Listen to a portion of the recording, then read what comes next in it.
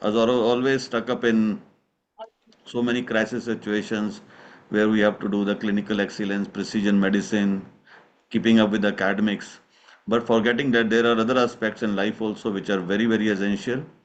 Those are always required for our complete wellness, whether it's a physical, mental, social, behavioral, so many other aspects are there. And we have to consider our nutrition also, and more importantly, how financially well we are off in our current day life. I think today we will have a mix of everything, and without wasting time, I first we have to, like a tradition, we have to start with the Saraswati Vandana.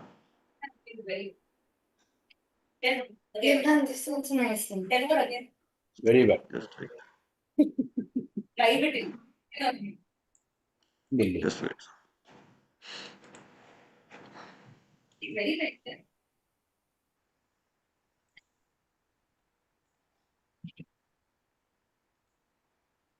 Hey girls, come here, see my presentation.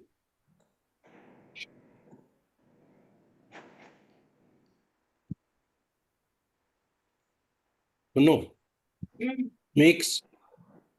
Come here.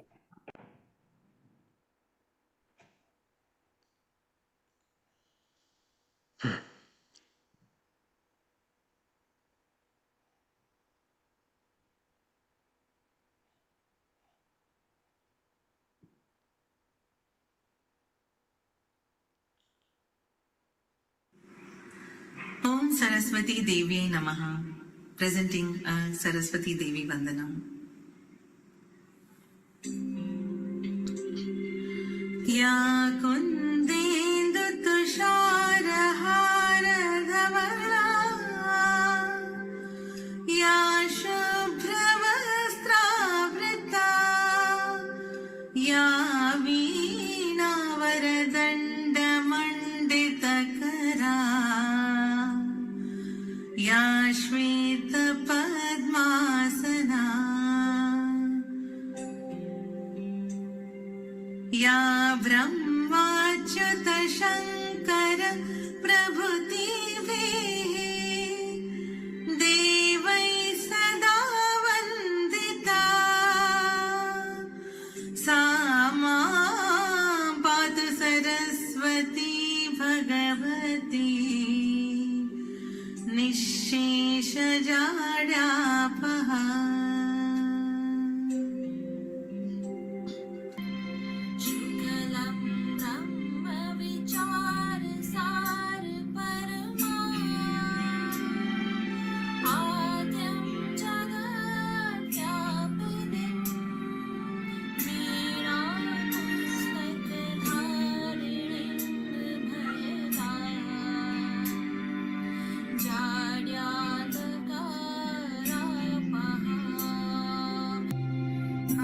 Haste SphatikamalikamVidadhati Padmasane Samsthitam Vyandetam Parameshwarim Bhagavatim Buddhi Pradam Sharada Ya Kundendu Saraswati Mantra was presented by ISA Cultural Club. It is a beautiful and yet highly powerful prayer to Divine Mother Saraswati for bestowing her grace and love. Recited every morning, it marks start of the day on a positive note. Regular chanting of this mantra can win the grace of Mother Saraswati and bestow goodness and knowledge and help the chanters mature spiritually. May Goddess Saraswati bless us all.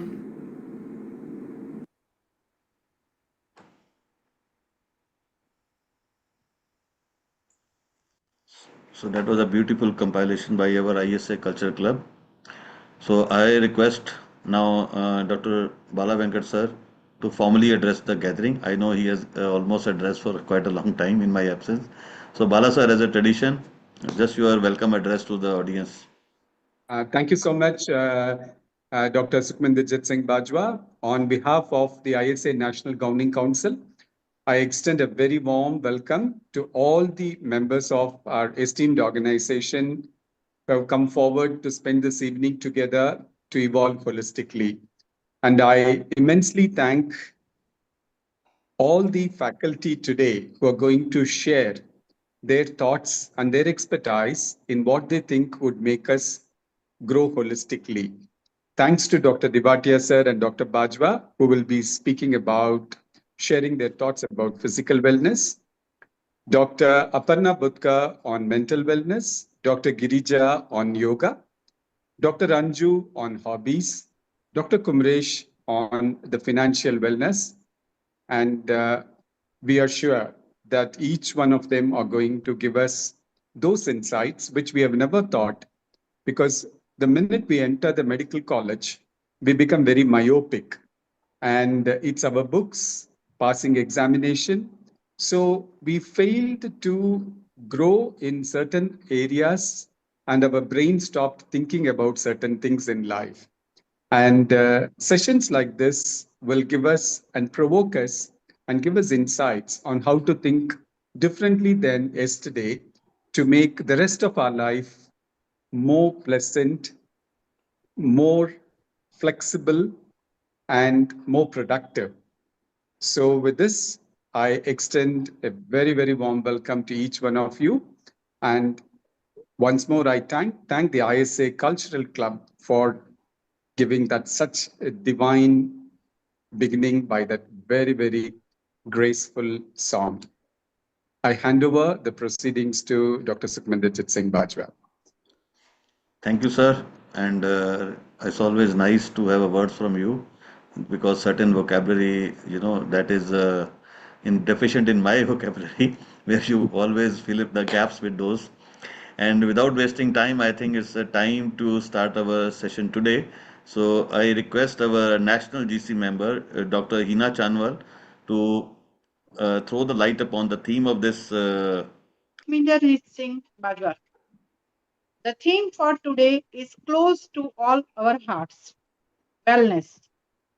A thoughtful and the timely reminder of the importance of caring not just for our patients but also for ourselves. As an anesthesiologist, we often work long hours in the high stress environments, bearing immense responsibility with precision and grace.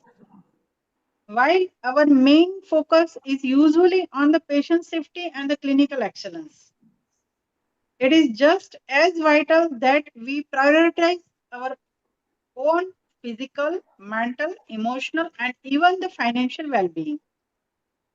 Today's session will shine a light on the holistic wellness. Comprehensive practices such as yoga, nutrition, mental health awareness, physical fitness, financial planning, relaxation techniques, and the role of hobbies in maintaining a healthy work life balance. Each of our speakers, mainly the physical wellness talk that is going to be delivered by Dr. Divetia sir and Dr. Bajwa sir, mental wellness by Dr. Aparna Budakar, yoga and the nutrition by Dr. Girija Balarapur, financial wellness by Dr. Kumaresh sir, relaxation and hobbies by Dr. Ranju Singh ma'am. So today's our speakers, they bring a wealth of experience and a unique perspective to this topic.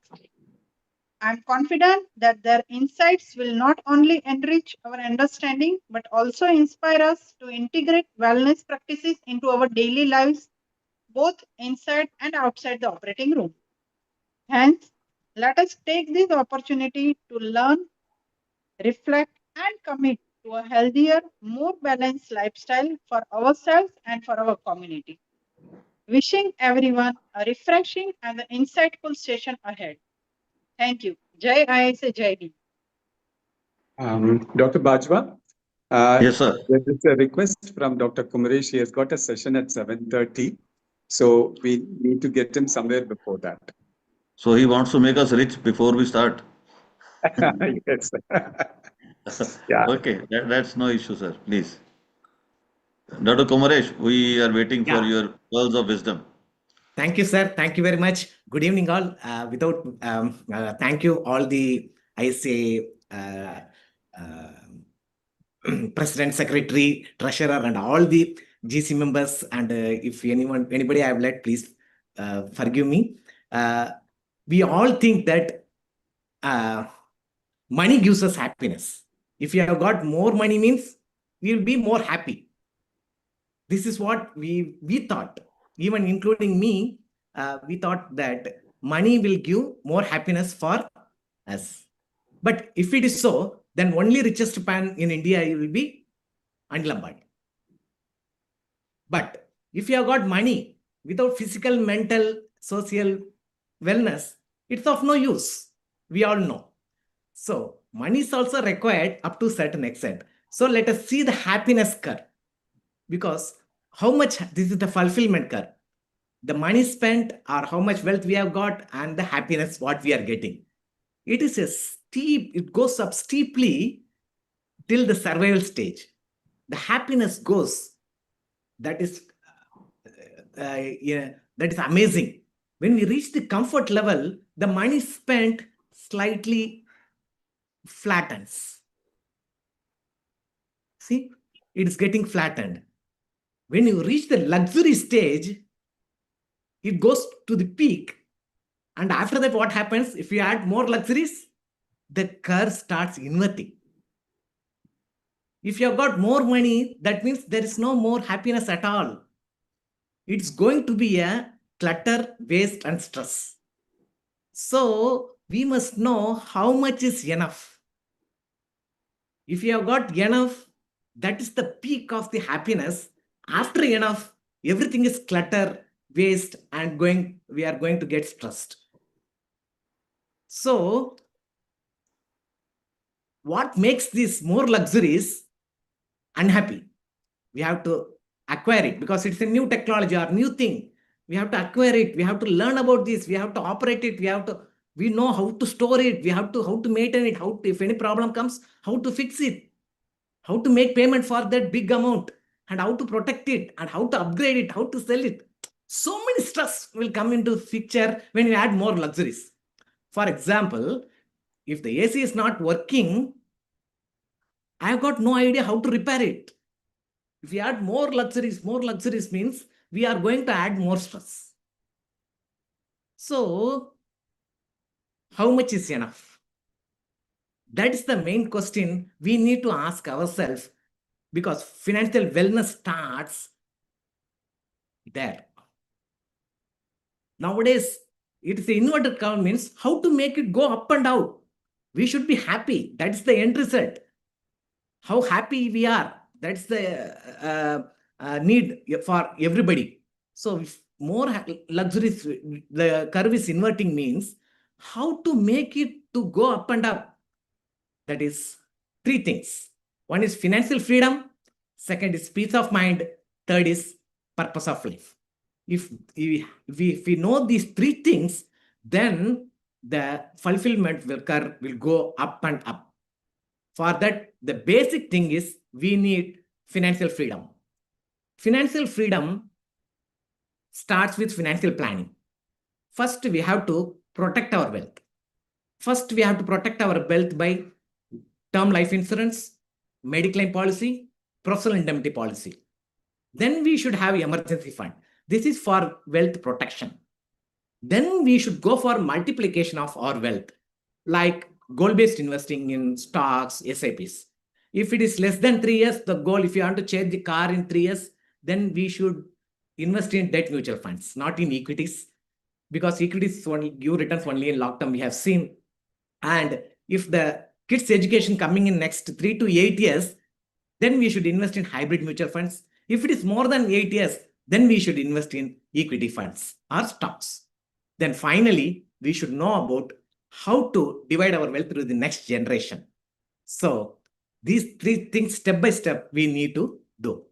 Where we can see all these things means in our ISA website, if you click all programs, then financial advisory group is there. And if you click here, there are 3 YouTube videos are there. First video is I am talking about insurance, and Gajjar sir is talking about goal-based investing and basics of investing by Pranav Gupta sir. And we all are NISM certified, National Institute of Security Market certified advisors. And in second webinar on August 2022, I have discussed about how to transfer our wealth to the next generation smoothly.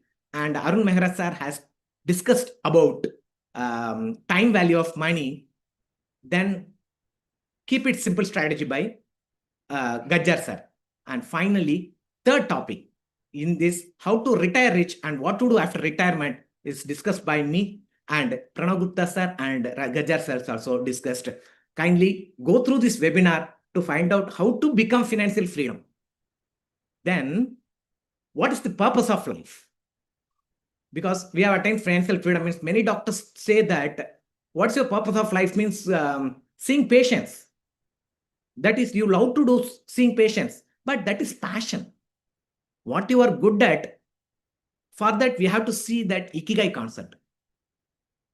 Ikigai is the concept in Japan for reason for being. And for being means the purpose of life, what you are going for. So what we are good at, because we are good anesthetists and we love to do is passion. And what we are good at and what we are paid for is our profession. And what we love to do and the world needs, that's the mission. Because many doctors tell that they are good at and love to do that. That is passionate only. And they are paid for because of their profession. But the world also needs them. For example, we are on a mission to educate, inspire, empower, and transform 1 lakh doctors on financial literacy. Because that's a mission. Because reaching 1 lakh doctors is a mission. Because I love to do that and the world also needs. That's our mission. And what the world needs and you are paid for is our vocation. In this part, mainly, if we don't, many doctors and anesthesiologists cripple that they are not paid for their profession. That's why they don't find it as a purpose of life. But if you take this vocation, or if whether the payment is given there or not, if you have achieved financial freedom, we will have peace of mind and we can do what we are there for, our purpose of life. So this is our purpose of life. We should define that the money should not be the criteria for not going to see the patients or seeing difficult cases. If we take that part, all doctors will have peace of mind and they will work because they want to, not because they have to. That is our mission. And thank you for giving this opportunity. Kindly go through the videos in ISA for giving me this opportunity. Thank you. Thank you, Kumare sir. I think we have heard you so many times, and every time it looks new. And every time we hear you, and we get little rich. And I hope if we keep hearing you almost every day, by the year end, we will be financially as well as more of socially very happy.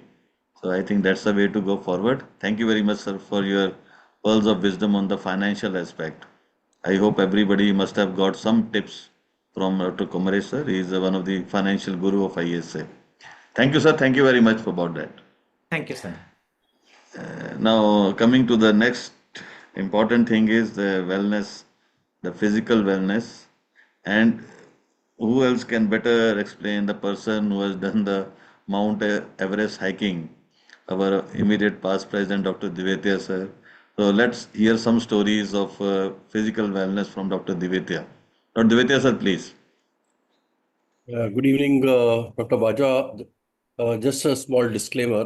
I've not done Mount Everest. I've only done the base camp. Part of the Mount Everest. I didn't meet Dr. Komaresh and I couldn't fund myself to reach Mount Everest. I had only enough to get to base camp, but I think I'm happy with that. Yeah. So, can I share a screen? Yes, sir, you can.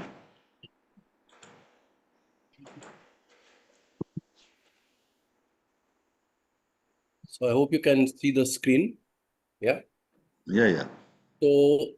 So when I started trekking the higher altitude, the bigger treks, people thought I was a bit crazy, and I was 53 years old when I started, and people couldn't understand why I wanted to climb just once.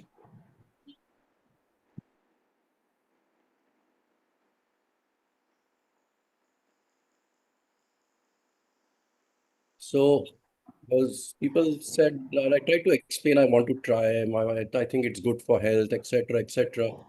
But no one would really understand. And ultimately, I told, look, this is a midlife crisis, and I'm getting a male menopause, and that shut up everyone, and they let me do what I wanted to do. So I think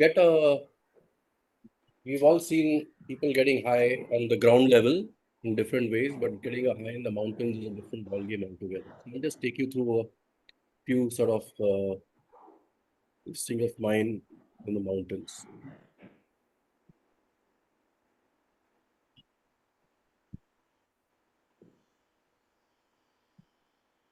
So when you want to go trekking in the mountains, I'm not talking of mountaineering. Mountaineering is very technical. You need a lot of expertise. You need training. This is trekking. This is basically walking, right? But you walk in the mountains, and you will climb fairly high levels just by plain trekking. So I think the mountains teach you a lot of things. The one is, of course, you are in awe of nature. You learn to respect mountains. You learn to respect nature. Tells you a lot about safety. And safety includes so many things: how to handle high altitude, how to handle cold, how to dress for the cold, how to dress for windy weather, how to dress for any weather, and teamwork with your fellow trekkers, collaboration.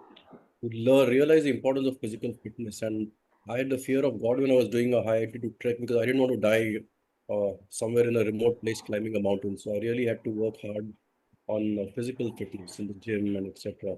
Right? You need a lot of mental strength because it's sometimes a struggle. Sometimes you wonder why you're doing all this. But so I think at the end of the day, it's always worth it.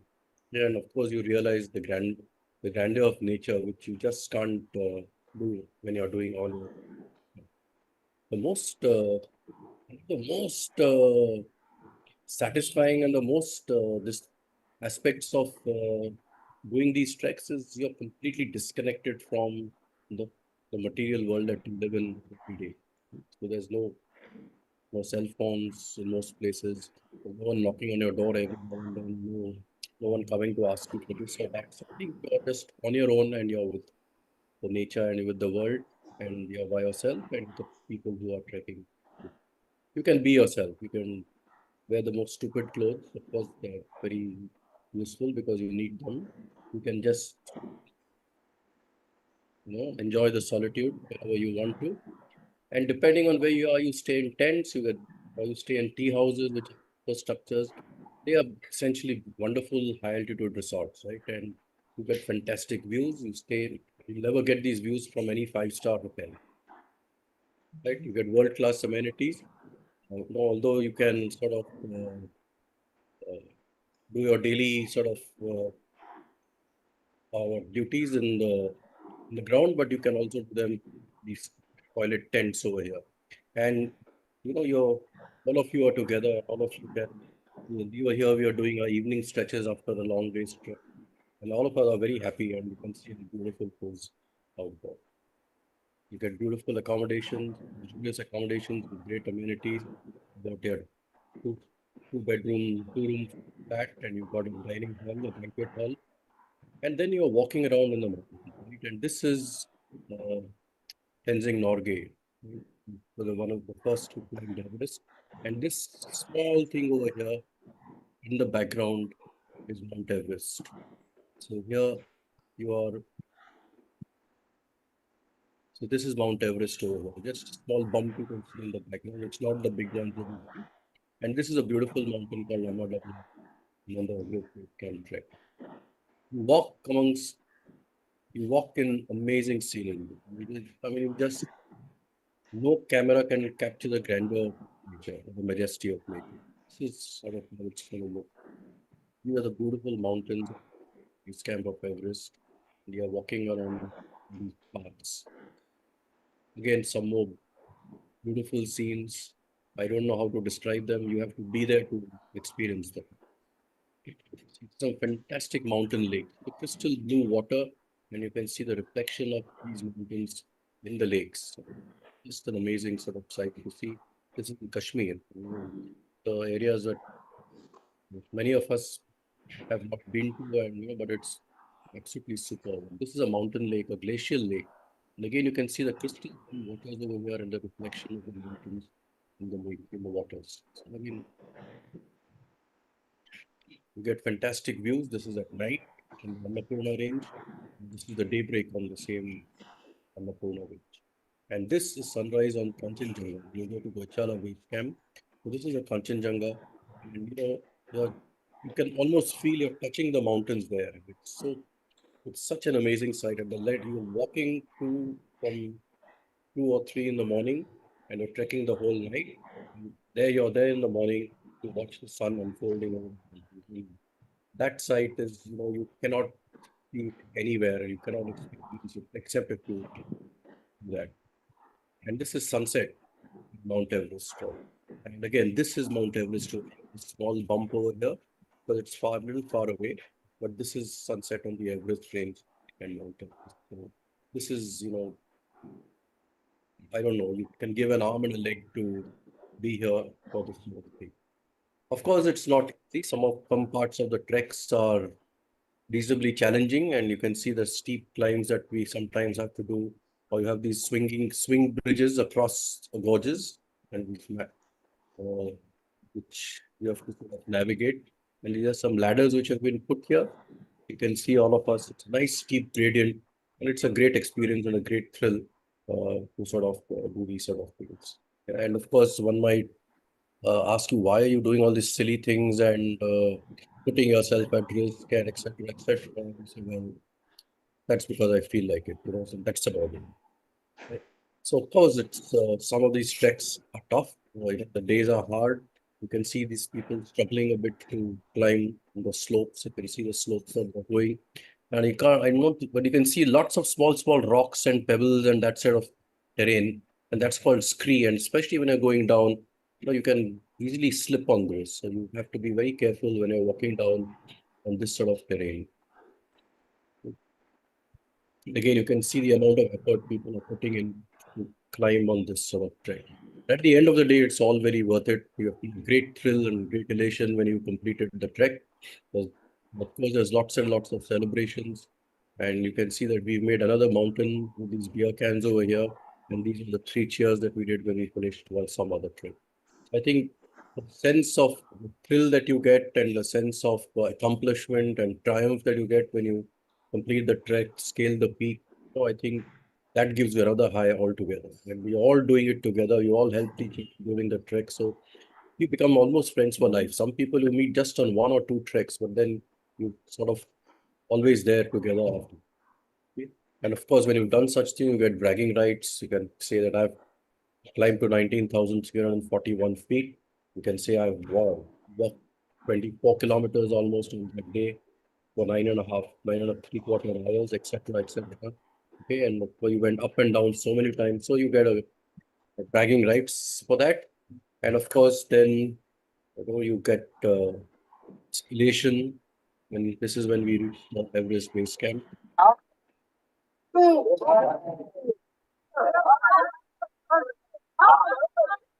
And then this was the icing on the cake, right? So this is the ISA flag, which 3 anesthesiologists, we were there on this trek: Vijaya Patil from TMH, Jacqueline DeMello from Hinduja, and myself. We held the ISA flag at the Everest Base Camp in 2023. Okay. So thank you for listening. But I think the message is that, I think like what Dr. Balavenkat hinted earlier, you are not just born to come, give anesthesia, go home, go to sleep. You are not just born to work, pay bills, and die. I think there's a lot more to life, a lot more to nature. There are lots and lots of things we can do. This is what gives us a high. Other things will give other people a high. But I think it's important that you do something that, gives you something outside your work, outside your home, which you can sort of enjoy with yourself, with others, make a difference in your life. Thank you so much for thank you for listening. Thank you, sir. I think when you were describing, I was climbing the mountain only with you It was feeling like that only with the Mother Nature looking so beautiful on those valleys and gorges and the ice-clad mountain Everest there. Yeah, wonderful. And at this age means 30 years of age and 31 years of experience.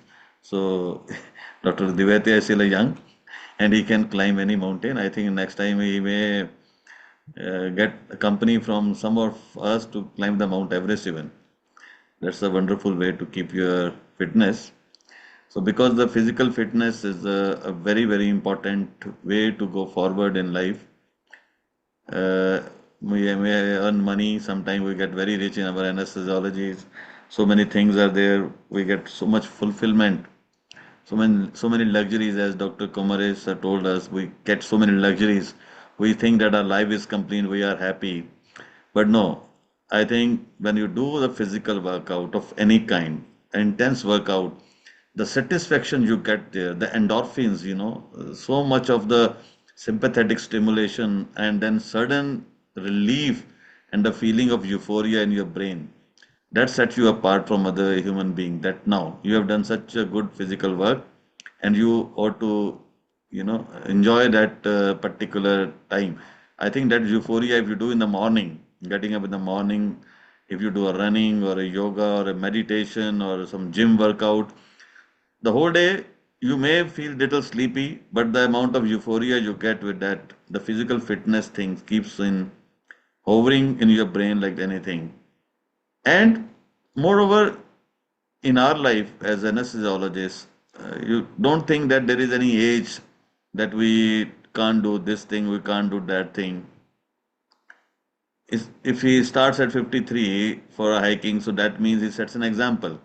So I'm going to be 53 and I am going to set another example because just 2 years back I underwent that CABG, and after CABG, and that too only I think hardly 18 days after doing a marathon, and not marathon exactly, around 35 kilometer. And after 18 days you cannot get certain things like that.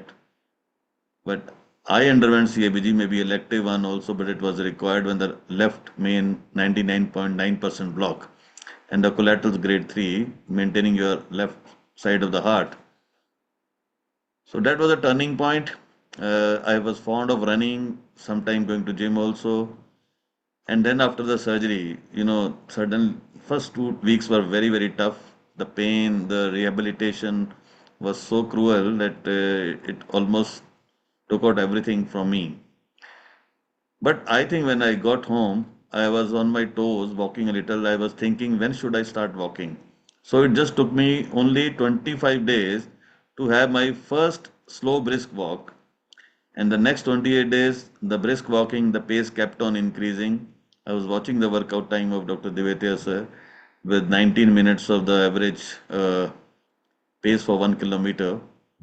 I think the same was in the beginning when I started, and then it went on to keep on decreasing 11, 12, walking only.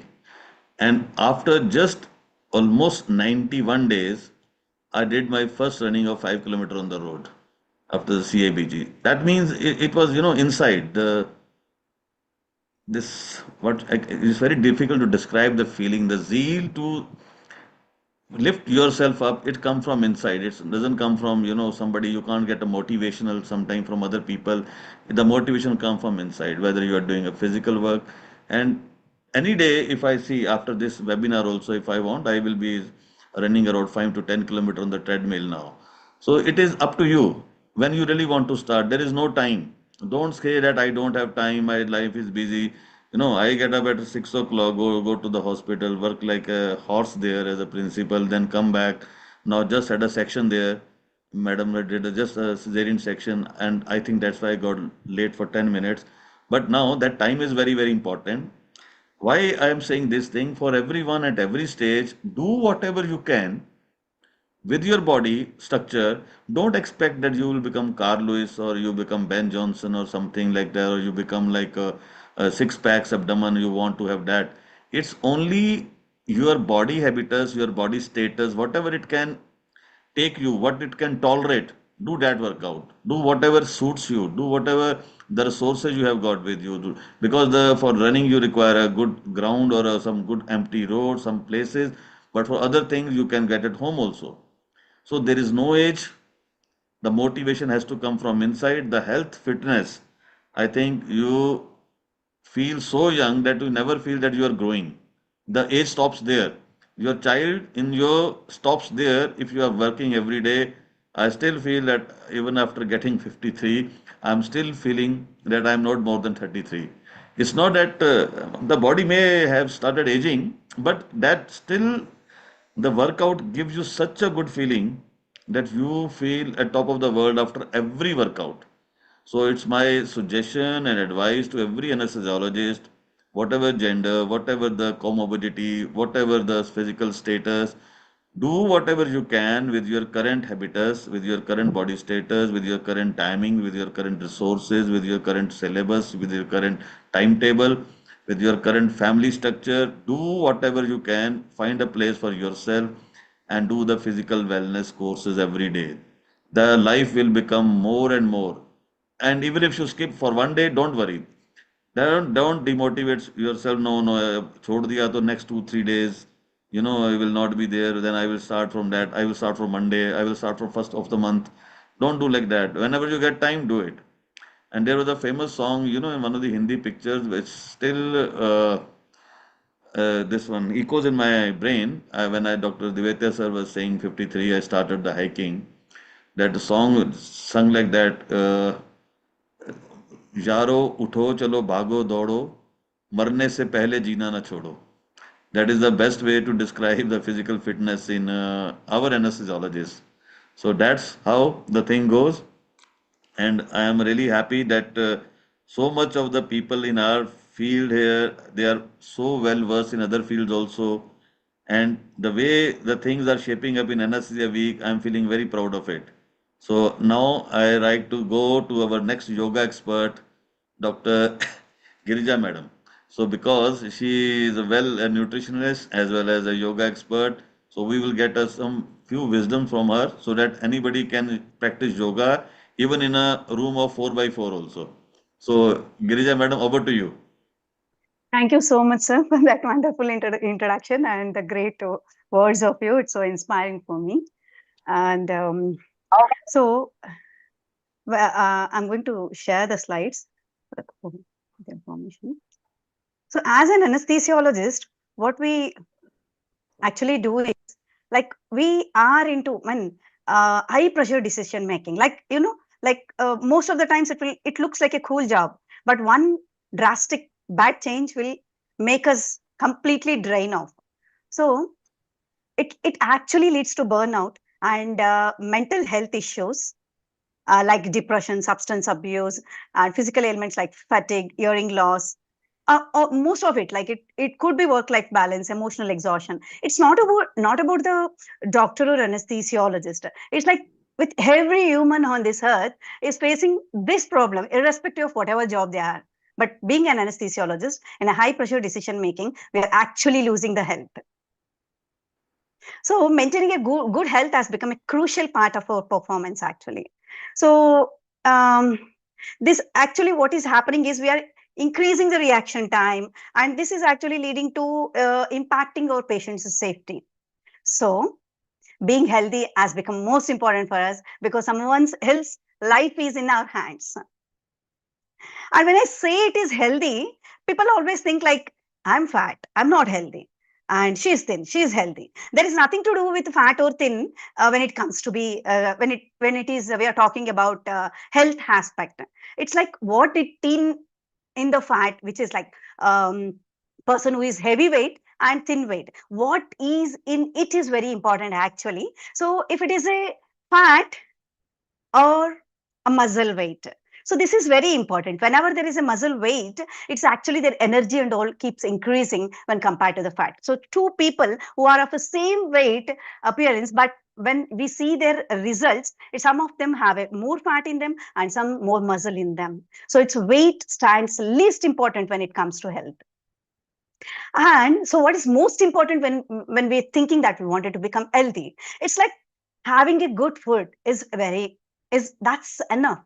See, whatever we are eating daily that's just enough, but changing little bit modifications, because there are so many marketing things around being healthy food and all. It's nothing like that. What we are eating from the traditional time is enough to make us healthy, but just to see whether it is balanced diet or not. Sooner I say it is an anesthesiologist, we all very well know that anesthesiologist means like a coffee.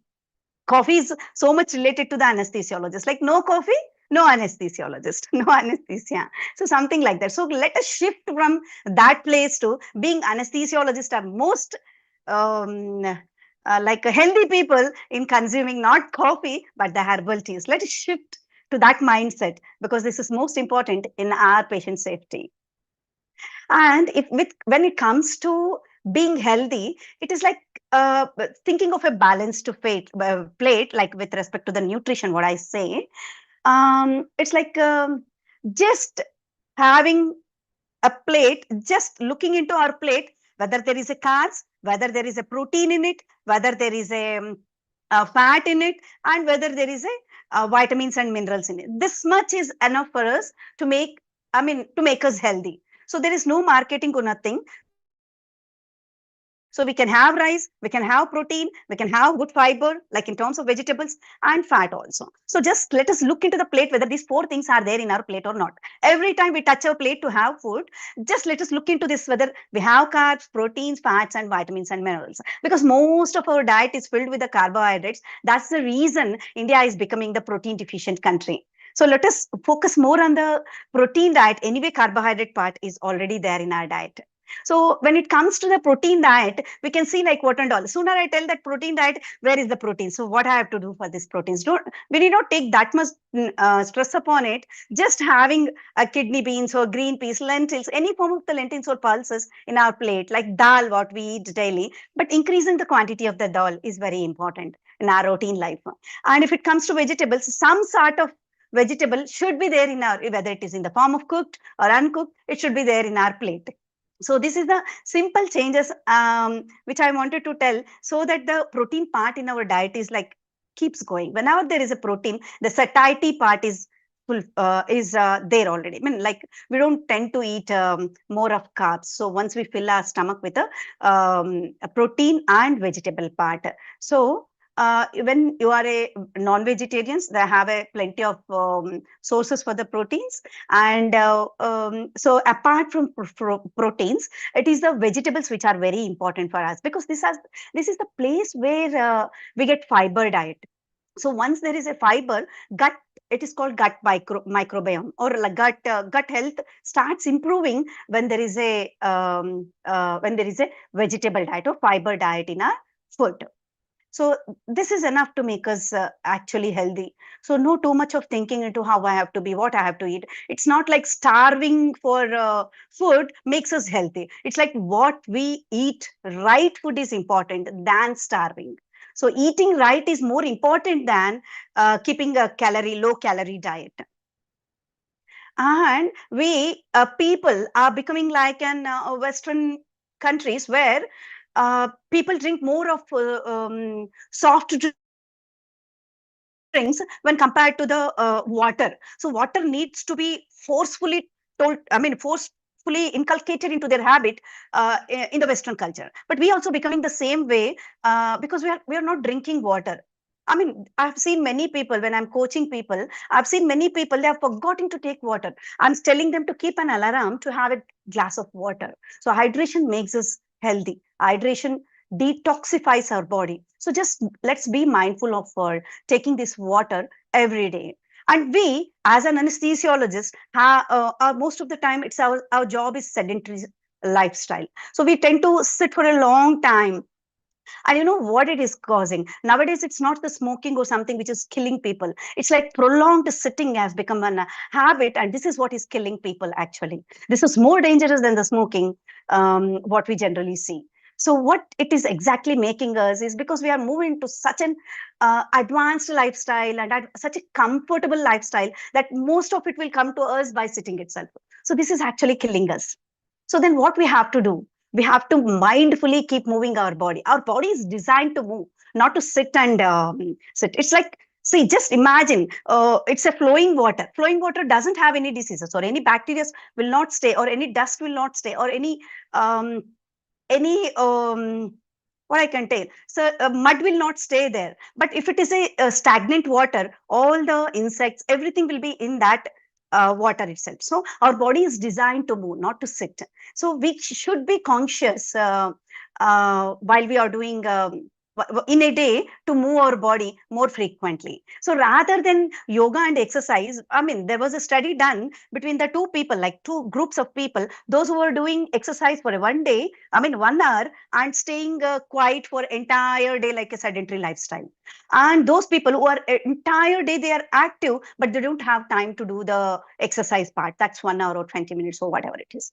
So these two people were compared, but most of the calories were burnt in the people who were active throughout the day and not spending an hour for an exercise.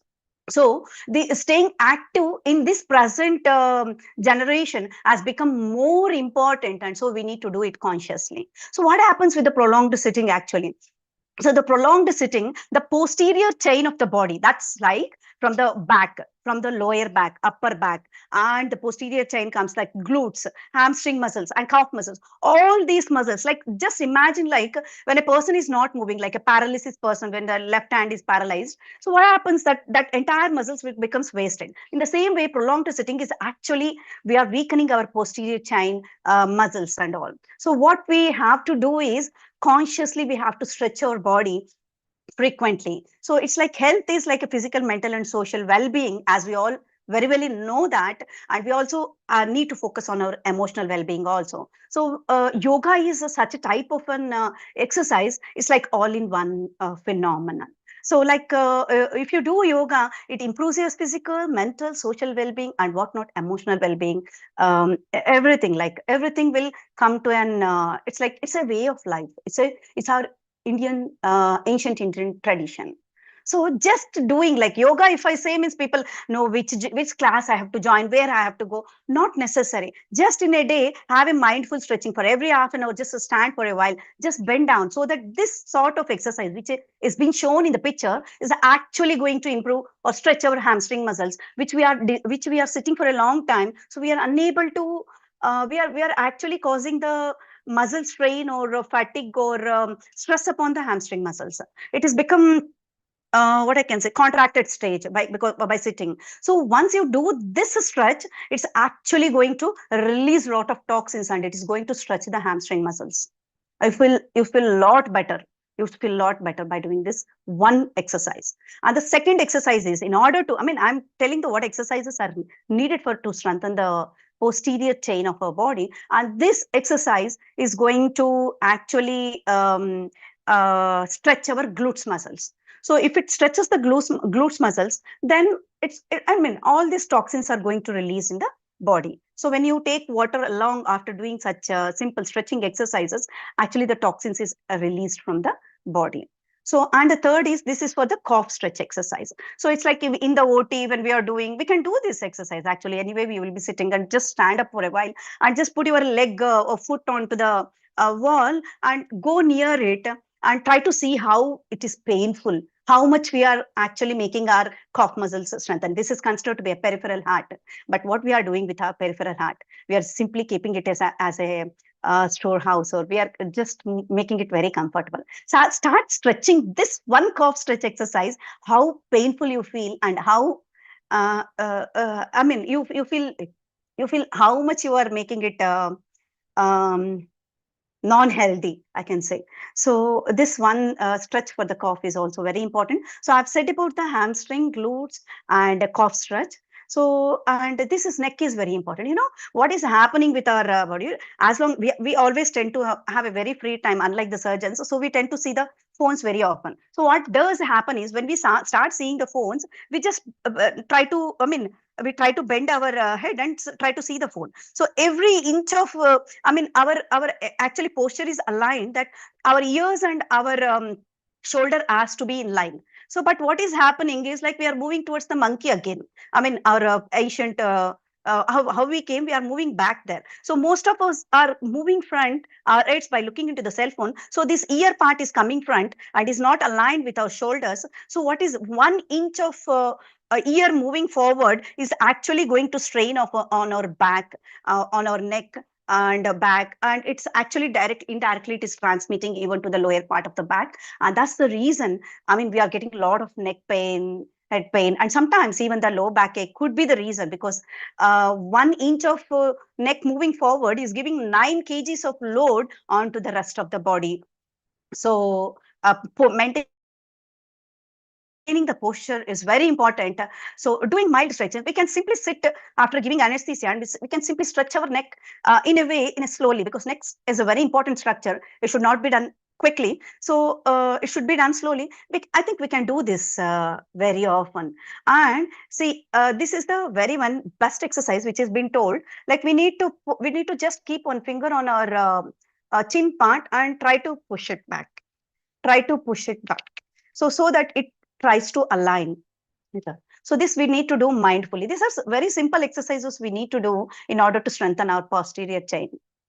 So we need to stay active in a day. So think of the reasons instead of telling to people, get that, get these. Be mindful of moving your body and do it very often. Our body is designed to move, not to sit. And breathing exercises. This breathing exercise is quite important for everyone, but for anesthesiologists, it is very important because we need to bring back our mind from sympathetic system, which is a stressful condition, to the parasympathetic system to take better decisions in our life. So just doing 3 to 4 simple breathing exercises, Dr. Aparna will tell, I suppose, next. So these deep breathing exercises are actually going to bring back or slow down our body, and so that our decision making capability will increase. So even we need to mindfully keep going to the washroom, so that we can sit on that and we can just start breathing for 2 to 3 times, or before eating, before having food, we can be so mindful that even like a digestion happens in a parasympathetic state very well than the sympathetic state. So while sitting for a lunch or while before eating, we can be mindful of doing at least 2 to 3 breaths, so that we can digest the food, whatever we are eating, properly. And see, at the end of the day, we are doing so much of sitting exercise and mind strain exercises. So once we go back home, or whenever we have an opportunity, just go back home and do this exercise, which is called Viparita Karani. So this Viparita Karani is just going to give back all the blood to the rest of the body, and you feel so rejuvenated. And instead of getting fatigued once you go home, we can better take care of our children, and the work-life balance will be well maintained when we start this posture for at least 5 minutes. We can I think we can do this, so anyway we'll sleep like this, but then going into that posture, going into this posture is actually going to make us rejuvenated again.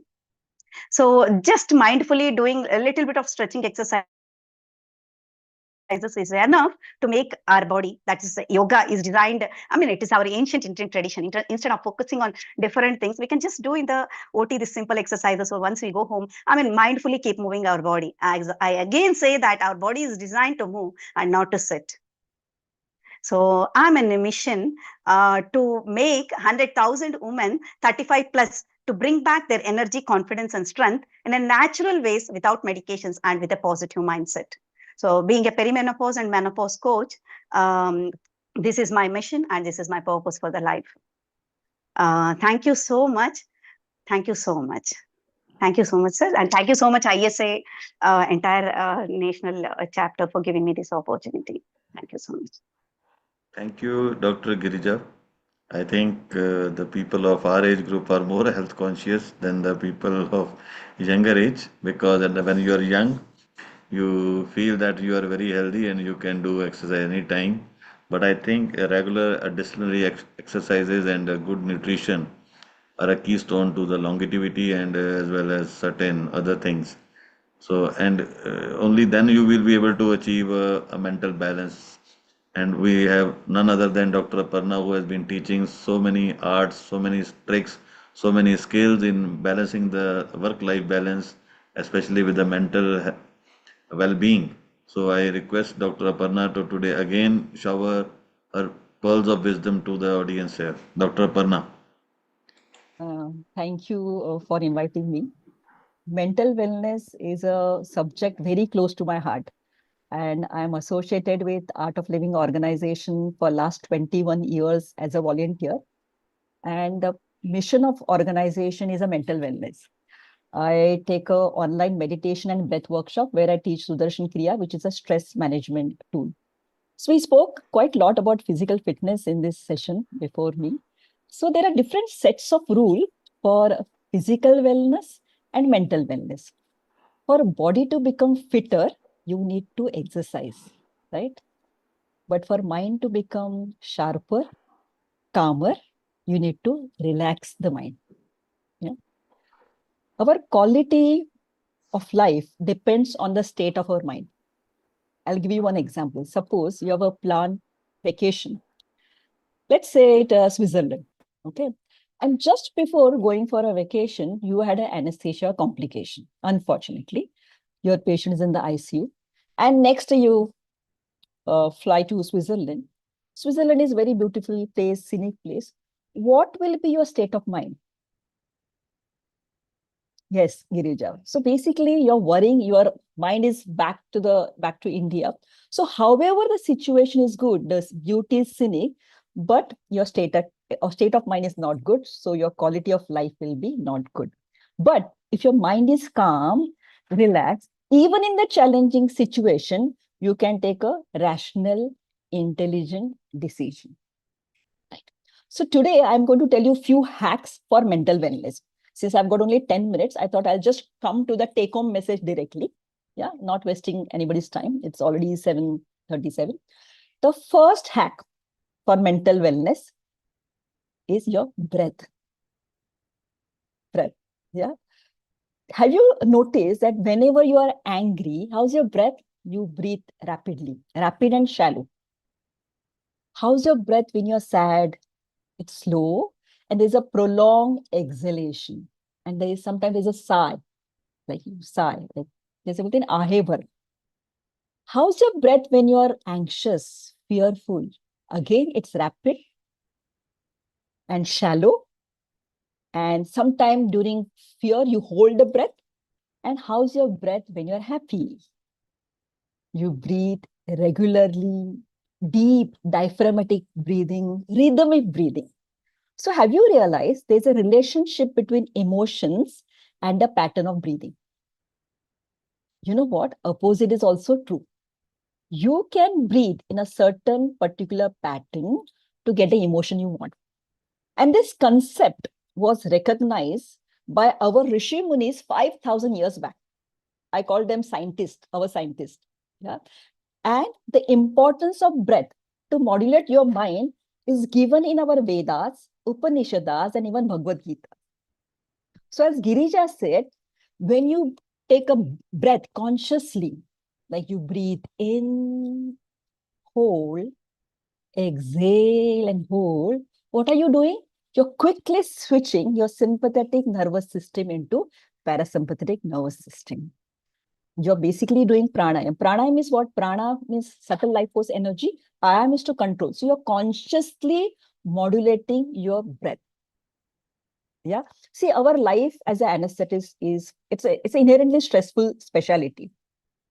Constant vigilance and zero error margin is the nature of our work. That means throughout the day, we are on high sympathetic drive.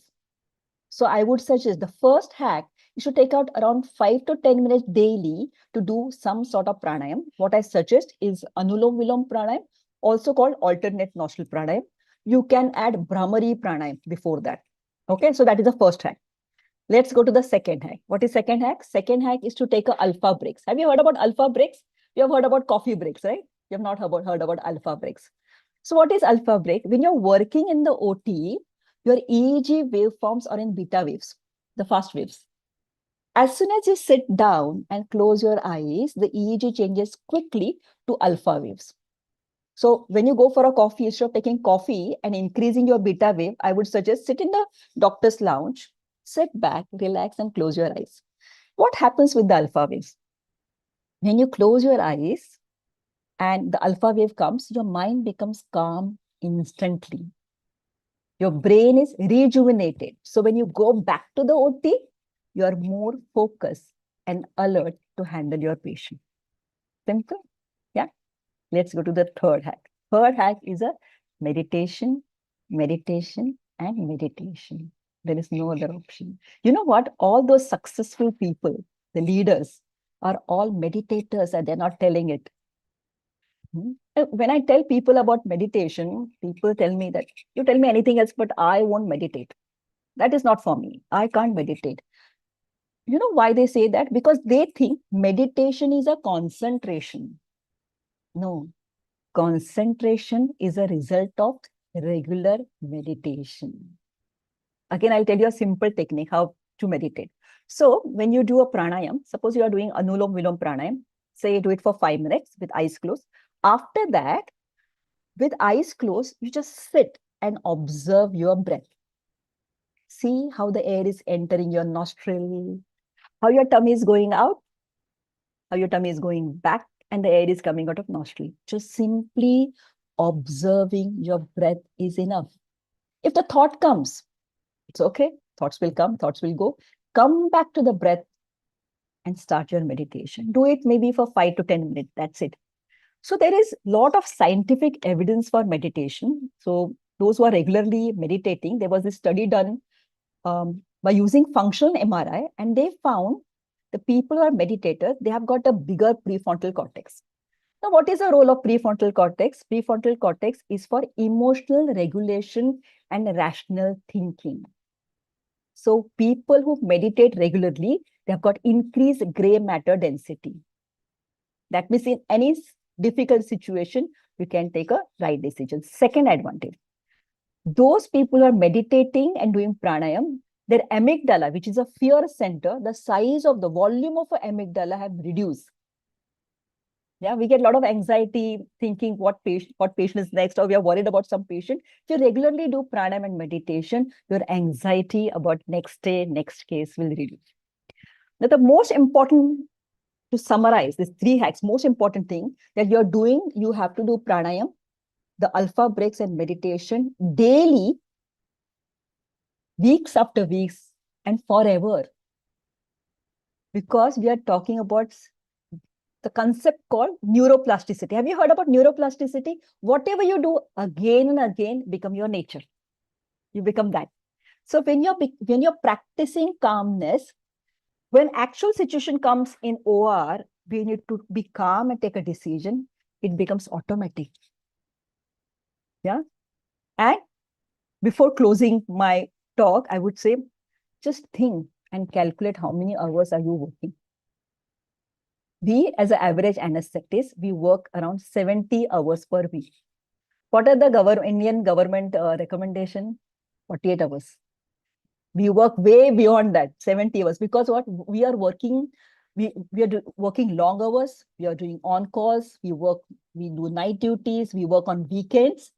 Yeah, there was a study done by World Health Organization which says that if you work more than 55 hours per week, your stroke risk increases by 30% and heart disease risk increases by 17%. So I would suggest when you go back, just calculate your working hours. And it's very important that you reorganize your waking hours, not only for the work, but also to give time for your physical fitness, mental fitness, and to follow your passion, like what Dr. Devatia said.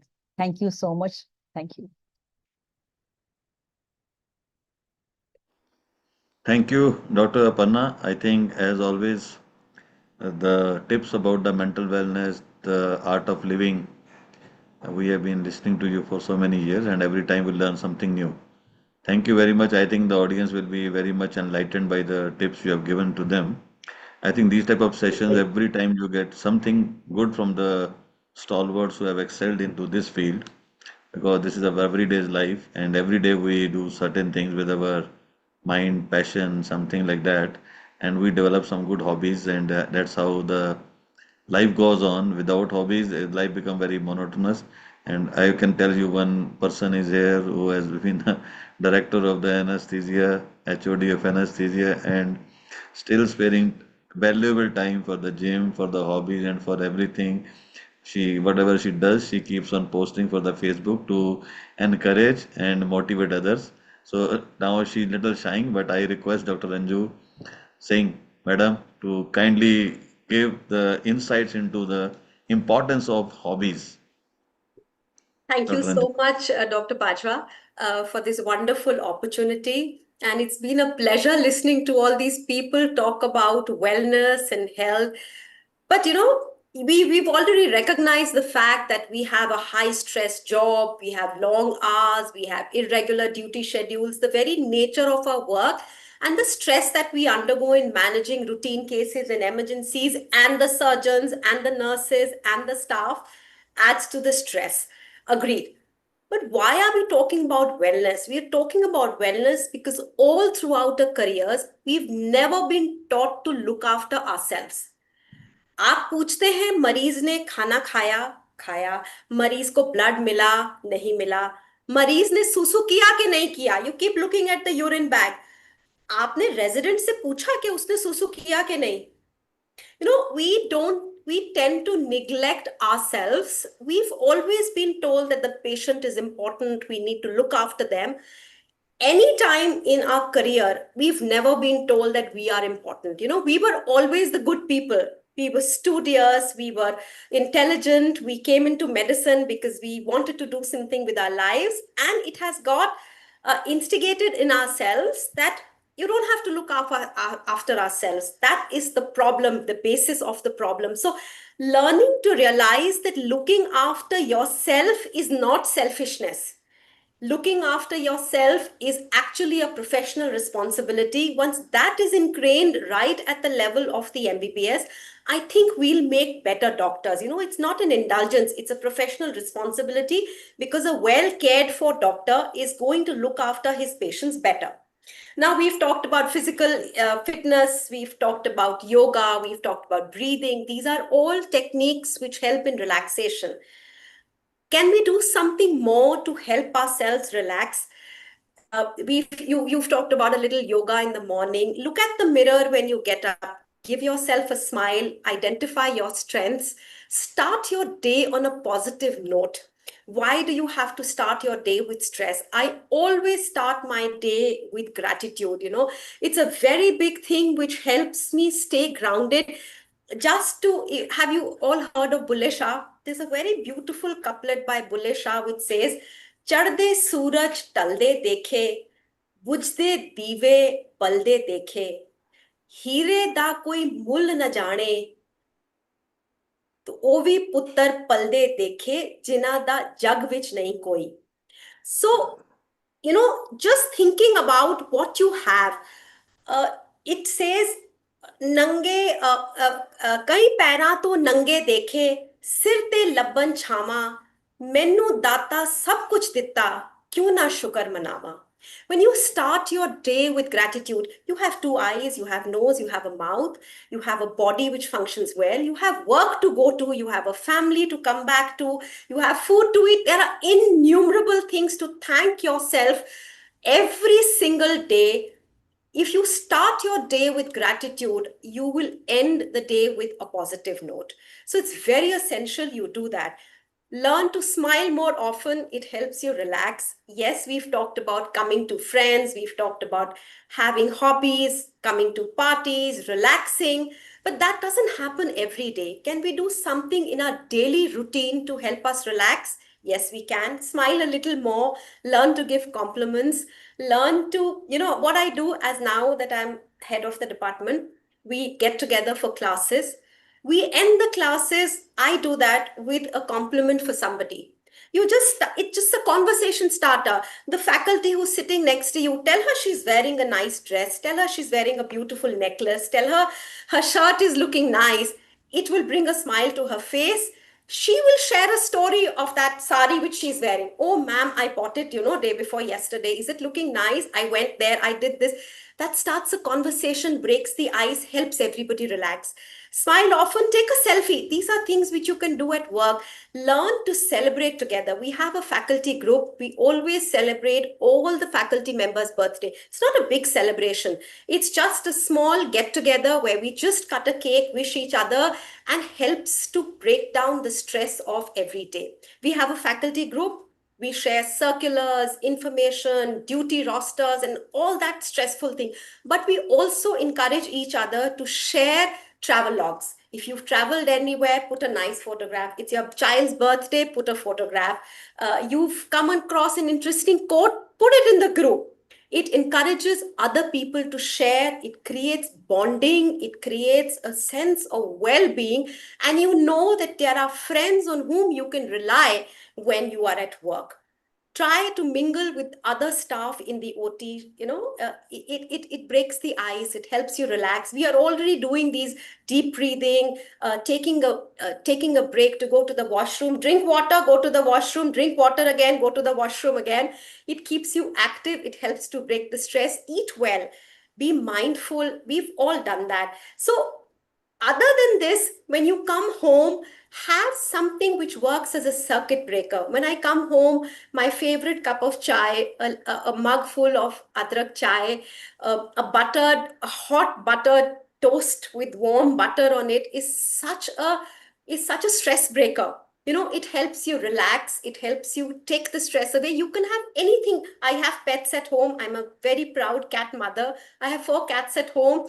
Just being with those cats, keeping a pet, hearing them purr, playing with them can really, really bring down the stress and help you modify your day. And the rest of the day, even if you've had a bad day at work, the rest of the day can go well. And of course, that brings us to the hobbies which you might have and you've relegated to the background because you've always been busy. You've been bringing up kids. You've been trying to achieve things at work. So hobbies will work as a circuit breaker. They're stress busters. They're buffers of your life. It can be anything. It can be dance. It can be music. It can be reading a book. It can be painting. It can be cooking. It can be anything. It needn't be extremely fancy. You needn't have a definable outcome to it. Just sitting down with the book, probably sketching. There are people I know who write poems to de-stress. We all are aware of Dr. Maya's work. She paints beautifully. I'm sure it de-stresses her. I go to the gym regularly. It helps me de-stress. If I can't, I simply go for a walk. I love to dance and I love to cook. So I go into the kitchen after a very stressful day and cook a dish because I know that will relax me. It brings happiness on the face of every family member and it helps me de-stress. So pick up a hobby which is close to you. Maybe you've relegated it to the background for so many years. Bring it to the forefront. It will help you relax. It needn't be a big thing. It can be something which is very small, something which is very just writing a couple of poems, probably just picking up a book to read will help you relax.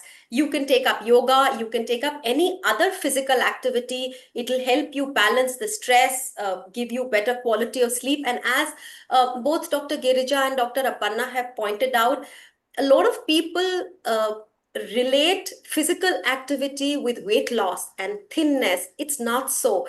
Simple exercises like walking can bring down your cholesterol levels, can take care of insulin resistance, can decrease the stress and can decrease the risk of Alzheimer's.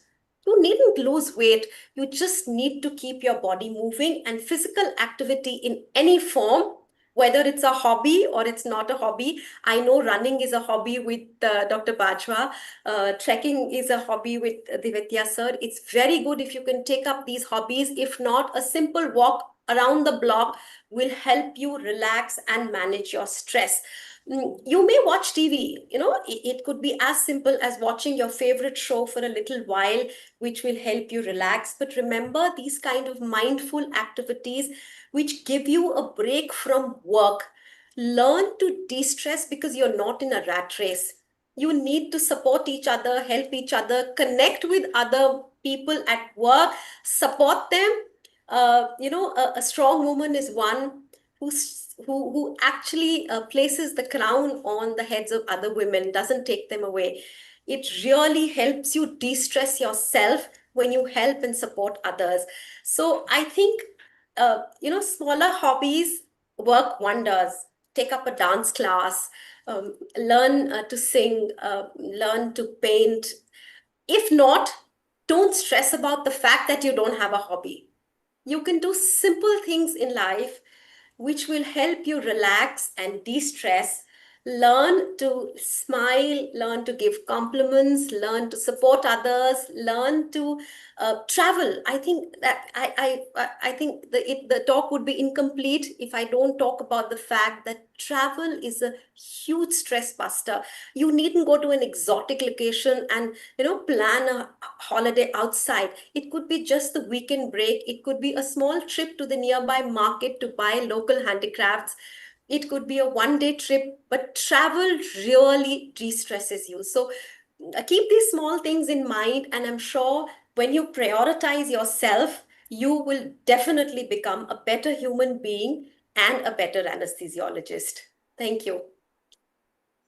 Sorry, I don't have a PPT. It's something which is so close to my heart. I decided to just speak extempore from my heart and not make any PPT for relaxation techniques or for hobbies. So thank you so much for this opportunity, Dr. Bajwa. Yeah, so don't get tense that you didn't get a PPT. Not So at just all. relax. You were very much relaxed with the extempore also, and whatever you have conveyed, I think that is how we should be living life. I think if you combine all the things from the mental health, then the physical, then the nutrition, yoga, meditation, hobbies, everything. I think the confluence of everything makes your life a complete.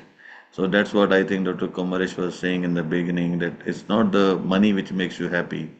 It's not that just the physical You fitness can makes you say that happy. only when you've earned a decent amount of money. Nobody poor See, says this. the Once forum you is must have a anesthesiologist. certain amount to be comfortable. Beyond that, that beautiful curve which he talked about probably kicks into being. I think all the anesthesiologists who are attending here, they Yes. almost have reached to that curve Yes. here. It's not that I can bet on that. 90% of the anesthesiologists must have reached that bell bottom curve. So Yes. they must have got to that level. But I think whether they want to stretch it, whether they want to decrease it, it depends upon There's them. an interesting book called The Monk Who Gave Away His Ferrari. I don't know how many who've read it, but the basic concept is the same, that Ferrari आप तब दोगे ना जब आपके पास होगी. So I think the person who got the Ferrari must have written that book also. I will also like to meet that monk. Anyway, that's in a lighter vein. But I think these are whatever the tips and wisdom, pearls of wisdom we got today. That too under one roof, under one session, and all aspects. Rather, we always used to have no one time entirely the financial wellness and entire time the mental wellness one session.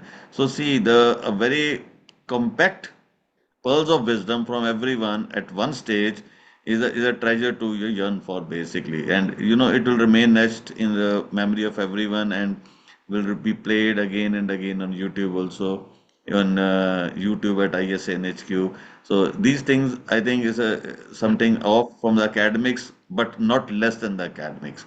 So we have touched something newer height today in the bringing so many of the wellnesses into under one roof. So now I request Dr.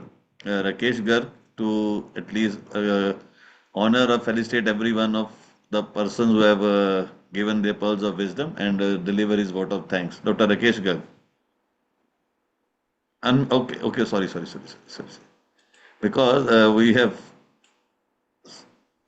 Thank you, yeah. Dr. Bajwa, for this opportunity, and namaskar and good evening to everybody. Respected IAC National President Dr. Bala Venkat, Honorary Secretary Dr. Sukhminderjit Singh Bajwa, senior IAC members, the governing council members, seniors, teachers, colleagues, and friends. On behalf of Indian Society of Anesthesiologists, it's my privilege to extend the vote of thanks on this wonderful occasion of the IAC week, which is being celebrated by IAC National. And this was the day 5 of Anesthesia Week celebration. And today theme was very apt, wellness, which is very close to our hearts, as most of you have just spoken. We have been talking about academics. So beyond academics and clinical excellence, our own well-being, whether physical, mental, financial, emotional, social, this is what sustained us into our life, into our profession. And this session by esteemed speakers today has reminded us that we have to care ourselves, and we have to excel in all the things while taking care of ourselves. Small things, but these things remains very, very important. Sincere thanks to ISA National President for his encouraging note, and special thanks to Honorary Secretary Dr. Sukhvinder Singh Bajwa for a warm welcome.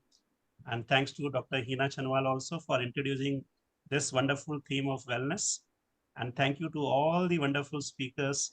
Many of them are my teachers. Actually, I have learned a lot of them from my journey as an anesthesiologist. Dr. Diveti and Dr. Bajwa for enlightening. I think you are the epitome of showing that apart from the clinical work, a physical fitness and showing it by your work is really admirable. Aparna madam, yoga and nutrition is important. I remember sometime when I was a school student, I was a yoga teacher, actually a passionate teacher.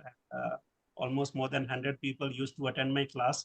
But after joining MBBS, probably that track lost off.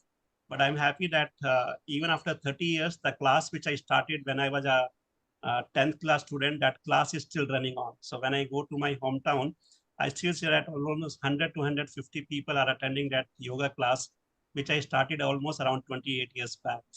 Somehow I need to listen to your session and start doing those yoga again. Thank you, Giza madam, for wonderful smile and yoga and nutrition keeping us fit. Ranju madam, always my teacher and mentor, and I have seen her always in a jolly and relaxation mood, and is very having a lot of hobbies and always incite people to follow them up. Thank you so much, madam. And Kumreshwar is making us rich every day, giving us a little insight into what we can do. So each of you have brought a unique dimension to the wellness, and I'm sure that this holistic perspective of today's ISA Day will make us more richer in all sense, just not financial, in all sense, including the academics. And special thanks to ISA and CISA for planning this week. All the national headquarters who are involved into these activities are special, and sincere thanks to all of them. And I'm sure that we will carry this message forward, that wellness is not a luxury, but the necessity for a sustainable and fulfilling career. And I'm sure that this message was very loud and clear by our esteemed speakers and by ISC National people. Thanks once again to each one of you for sparing time and coming together to listen this important message from the esteemed speakers. And be connected in ISA week for further sessions. Thank you once again, and long live ISA. Thank you, Dr. Rakesh. I think we have achieved 5 days of good success in Anesthesia Action Week, and we have almost made a global level phenomena where the Action Week has been celebrated for the replacement of World Anesthesia Day. I think a week is much better option, and people are liking it throughout the globe. They were imitating. They are trying to imitate now in the conferences also, and other things also, and we are really setting a example for the others to follow. Considering the time constraint, I think I will still like that 2 3 people they can want to speak their heart out. They can unmute themselves and they raise hand and they can speak. So that it's every time people want to speak and we always land up in deficiency of time. So another 3 4 minutes we can have comments or a speech from anybody else or a brief message.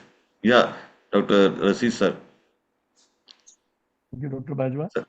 Yeah, sir. Voice is a little better than yesterday. First of all, very much deep from my heart, I want to congratulate these efforts made by our President and Honorary Secretary, Dr. Bajwa. What I'm observing day by day, we are raising the bar so much, the standard of the bar. So we have made people wonder what will be tomorrow, which height will achieve tomorrow. So every day I'm observing the program is achieving a new standard, a new bar. We are raising it. So really appreciable job.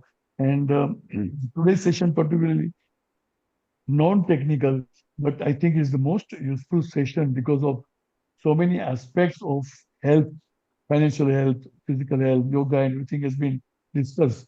I think this is an eye-opener. Dr. Bajwa, you referred your age.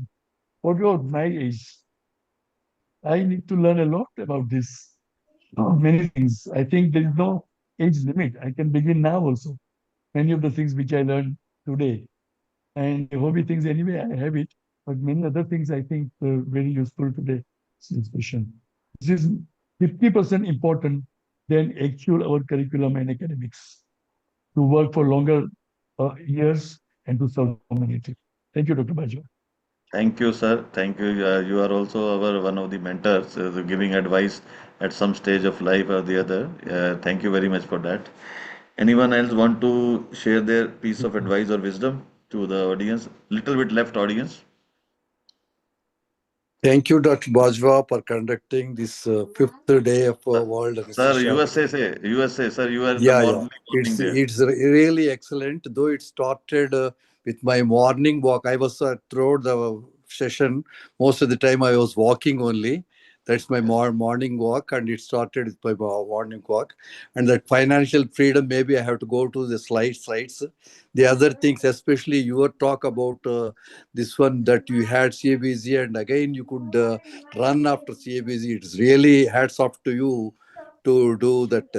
Though I do only half an hour walking every day and half an hour stretching exercise at my age, and it's beyond my capacity to go mountaineering and all. And Dr. Aparna Madam and Dr. Girija Madam and another Dr. Singh, all their talks are very, very interesting. And this is the most useful session out of all the five, I believe, rather than academic. It's very interesting. Very, Thank very. you, sir. Thank Thank you you, for sir. organizing this. Thank you very much. Thank you, sir, for all the inspirational word. Thank you very much. Thank you. Thank you. Anybody else? One or two people more, then we will move off to the national anthem.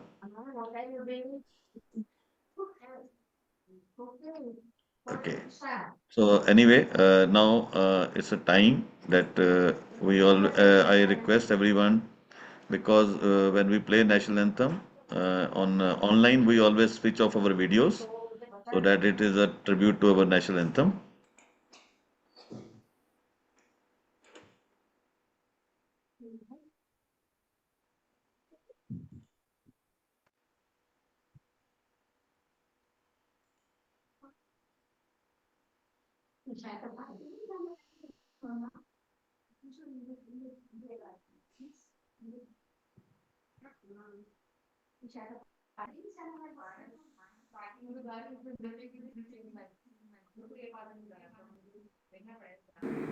Hello everyone, we are presenting National Anthem by ISA Cultural Club. Jai Hind. जनगण मन अधिनायक जय हे भारत भाग्य विधाता पंजाब सिंध गुजरात मराठा द्राविड़ उत्कल बंगा विंध्य हिमाचल यमुना गंगा उच्चल जलधि तरंगा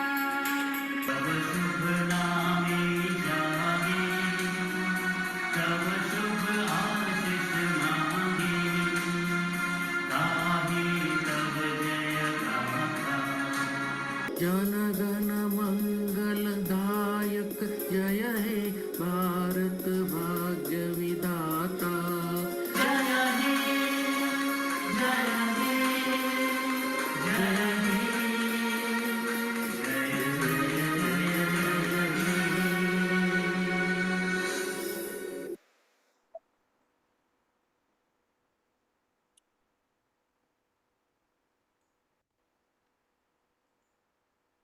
Long live ISA.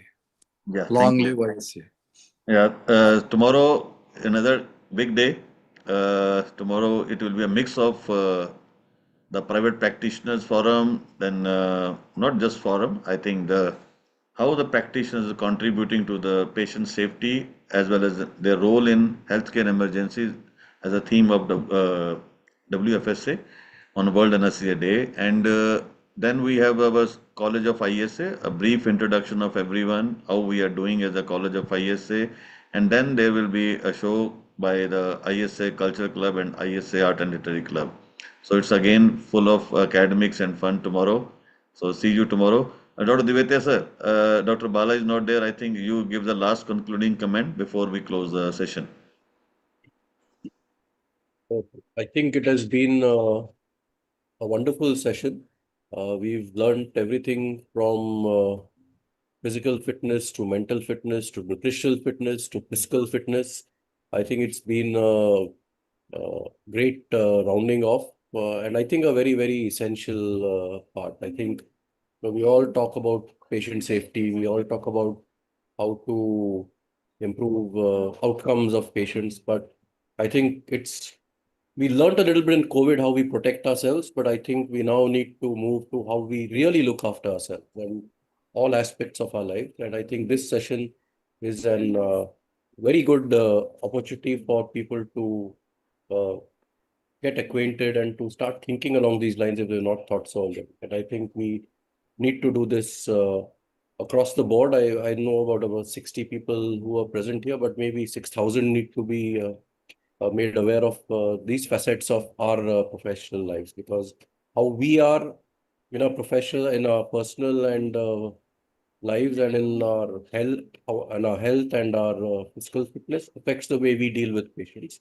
And I think that also, if we are not well, we cannot treat patients well. So if not for ourselves, we owe it to our patients that we remain well. And I think we need to, but we owe it to ourselves and our families to stay well and stay healthy. And so I think that's a very, very important thing. And thank all the speakers for all their wonderful inputs, and how you can do things at work, how you can do things at home, even if you can't go to a gym, how you can indulge in your hobbies, how you can just look after yourselves, complement each other, look after each other. I think that's the other very important thing that Dr. Anju brought out. So I think thank you all, and thank you, Dr. Bajwa and the president, for organizing this week and this session and for this particular topic. Thank you. Thank you, sir. And we will meet tomorrow at 6:30 p.m. Till then, goodbye. And we end by saying, long live ISA. Long live ISA. Long live ISA.